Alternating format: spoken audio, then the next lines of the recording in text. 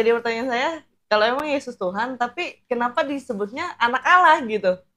Oke, sebutan anak Allah itu sebenarnya sudah ada di Perjanjian Lama. Nah, Oke, di Perjanjian Lama bangsa Israel juga disebut anak Allah, mm-mm.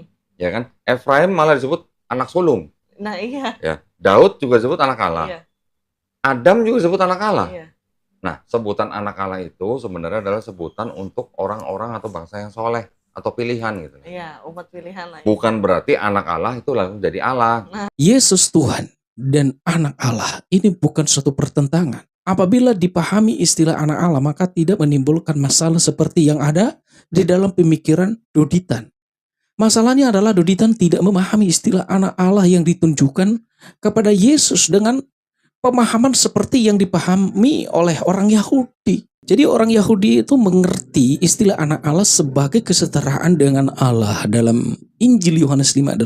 Sebab itu orang-orang Yahudi lebih berusaha lagi membunuh Yesus, bukan saja karena Yesus meniadakan hari Sabat, tetapi juga karena ia mengatakan bahwa Allah adalah Bapanya sendiri, dan dengan demikian menyamakan dirinya dengan Allah.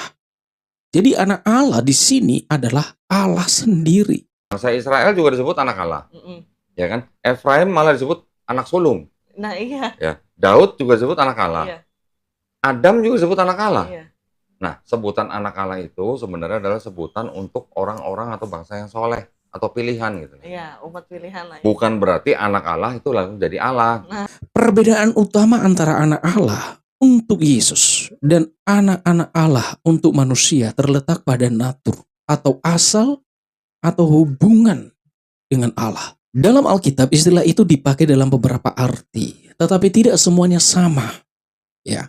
Yesus disebut anak Allah karena memiliki hubungan yang kekal dan sehakikat dengan Bapa.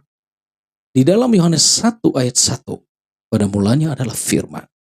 Firman itu bersama-sama dengan Allah dan firman itu adalah Allah. Nah, ini menunjukkan bahwa Yesus sudah ada sejak kekekalan dan memiliki natur ilahi. Makanya di dalam Yohanes 1 ayat 14 dikatakan firman itu menjadi daging atau menjadi manusia. Manusia disebut anak-anak Allah dalam arti ciptaan atau adopsi.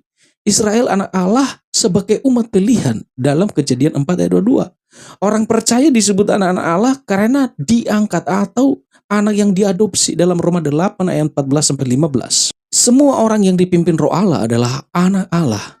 Kamu telah menerima roh yang menjadikan kamu anak Allah.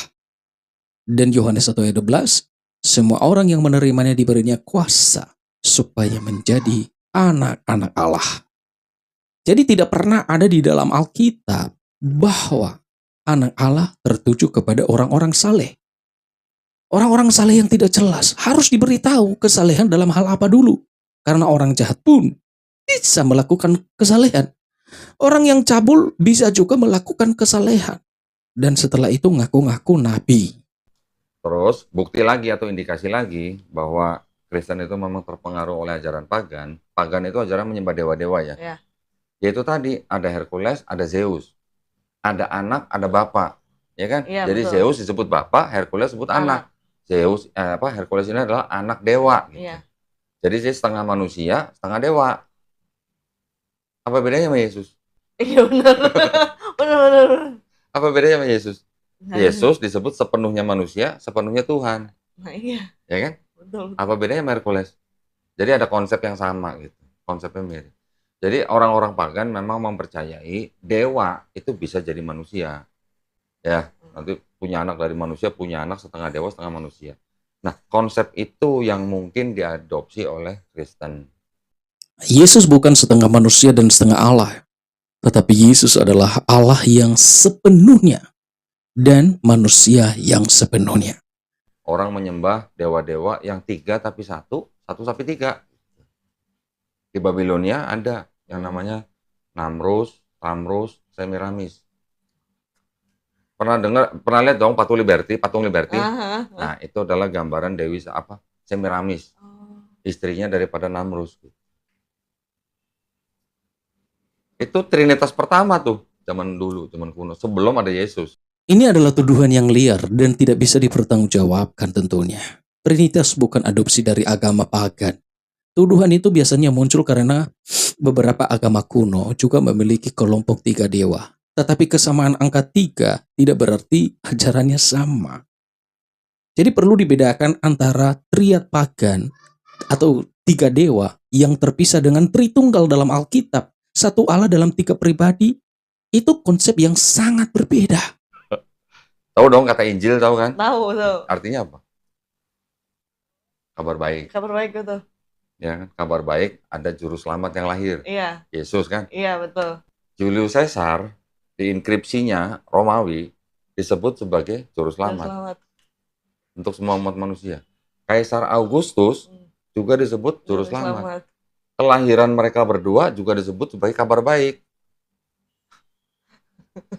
Di Markus 1 ditulis apa? Inilah kabar baik. Iya. Nah, ini kabar baik, ini kabar baik. Semua juga kabar baik. Iya, betul. Nama yang lahiran kan. Jadi konsepnya memang banyak yang mengadopsi dari orang-orang yang memang sudah penganut pagan. Tidak ada juru selamat yang sejati selain Yesus Kristus.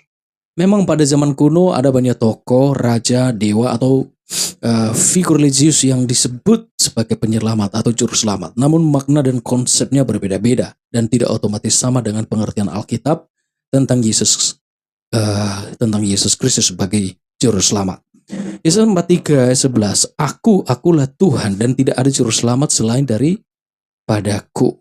Hosea 13:4, tidak ada juru selamat selain dari aku. Jadi sebelum dan pada zaman Yesus ada tokoh lain yang disebut penyelamat atau juru selamat dalam dunia pagan dan Romawi. Tetapi itu tidak berarti Injil menyalin paganisme karena konsep keselamatan dalam Alkitab berasal dari perjanjian lama sendiri. Dan di dalam Alkitab juru selamat sejati adalah Allah yang menyelamatkan manusia dari dosa melalui Yesus Kristus. Makanya Yesus dianggap sebagai Tuhan atau dewa karena dia mampu membuat mukjizat. Yesus tidak dianggap Tuhan, tetapi Yesus adalah Tuhan, ya. Bahwasannya Yesus adalah Tuhan bukan saja karena mukjizat yang diadakannya. Yesus memang membuat mukjizat untuk membuktikan kepada manusia bahwa Dia adalah Allah. Namun tanpa mukjizat, sekalipun sudah terbukti secara Alkitab bahwa Yesus adalah Allah. 1 Yohanes 5:20, akan tetapi kita tahu bahwa anak Allah telah datang dan telah mengaruniakan pengertian kepada kita, supaya kita mengenal yang benar dan kita ada di dalam yang benar, di dalam anaknya, Yesus Kristus. Dia adalah Allah yang benar dan hidup yang kekal. Yohanes 10:30, Aku dan Bapa adalah satu. Apalagi sampai membangkitkan orang mati. Lebih hebat mana Yesus sama Nabi Yeskiel? Pernah baca Yeskiel?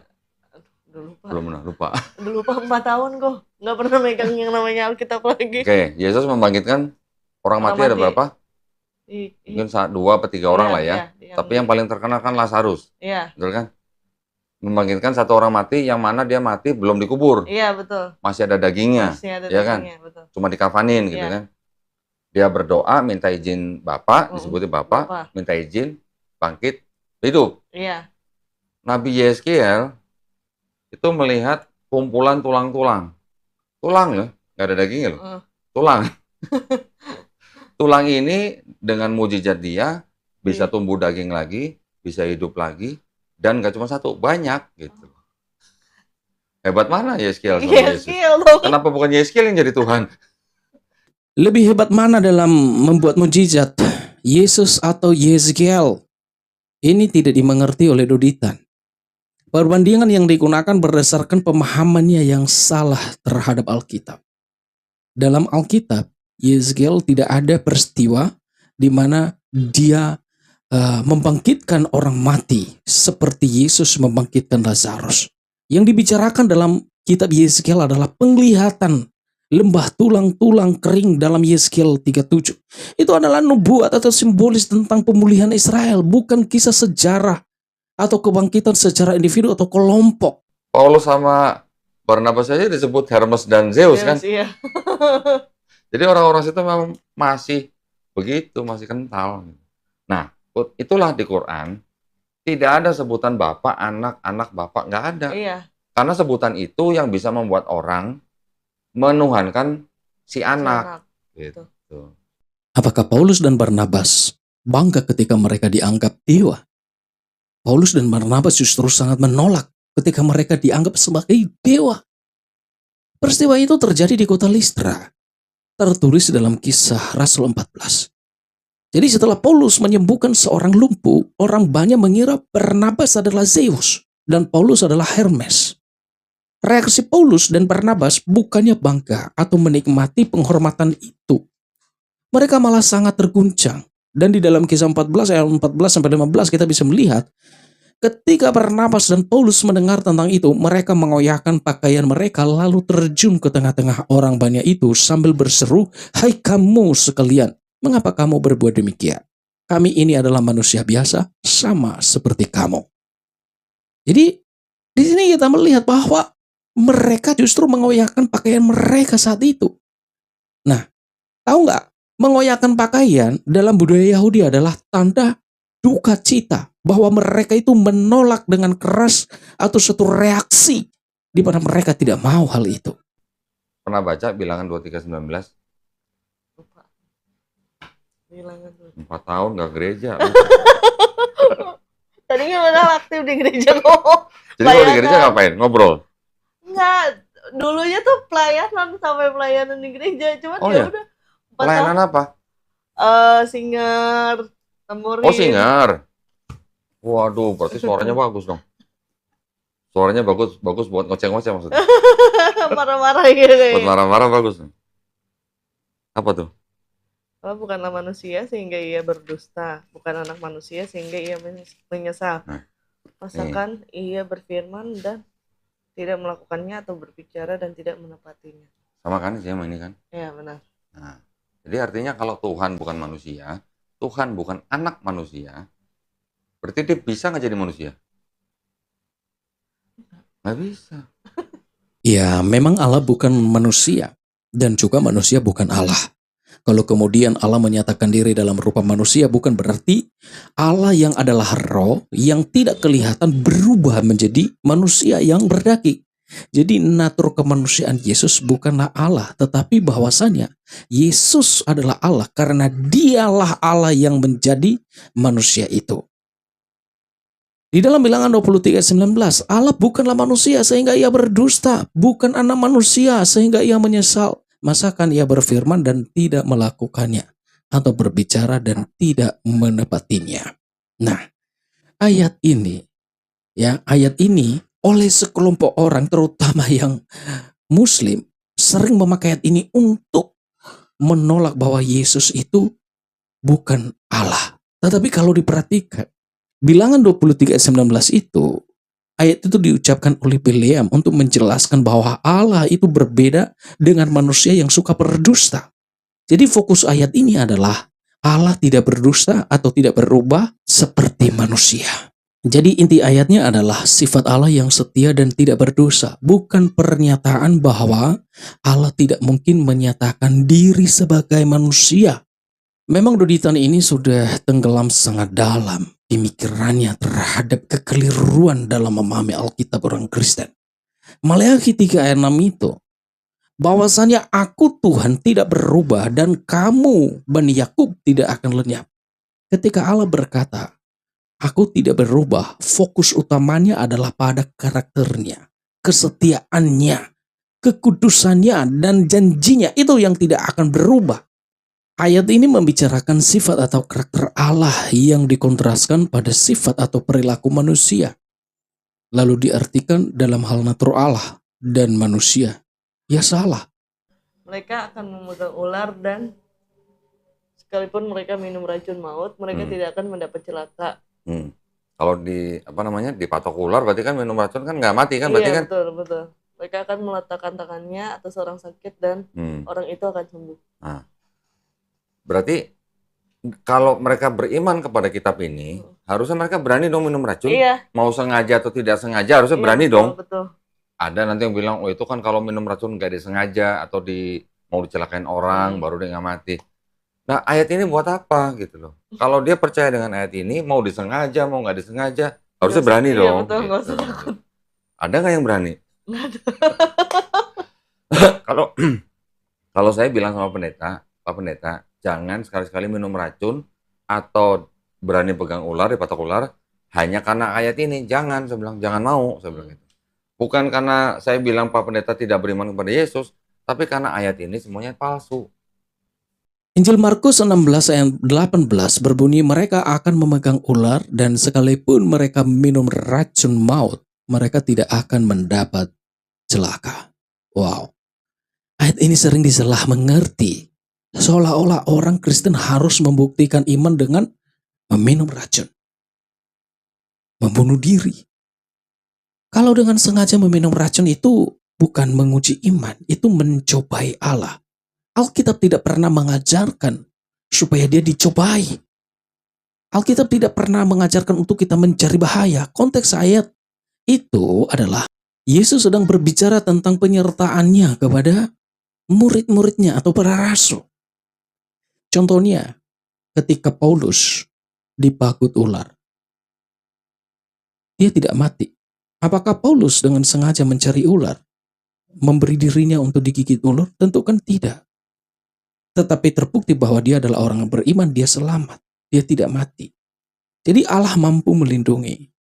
Tetapi manusia tidak boleh sengaja mencari bahaya untuk mengujinya atau menguji imannya dengan cara yang konyol. Iman Kristen adalah percaya dan taat kepada Tuhan, bukan melakukan tindakan nekat untuk membuktikan kuasa Tuhan. Makanya saya mengatakan begini, saya kasihan kepada orang-orang yang tidak mengerti Alkitab, lalu memberi hati dan keseriusan mendengarkan dan menerima narasi si botol ini, si nuditan ini. Saya kasihan.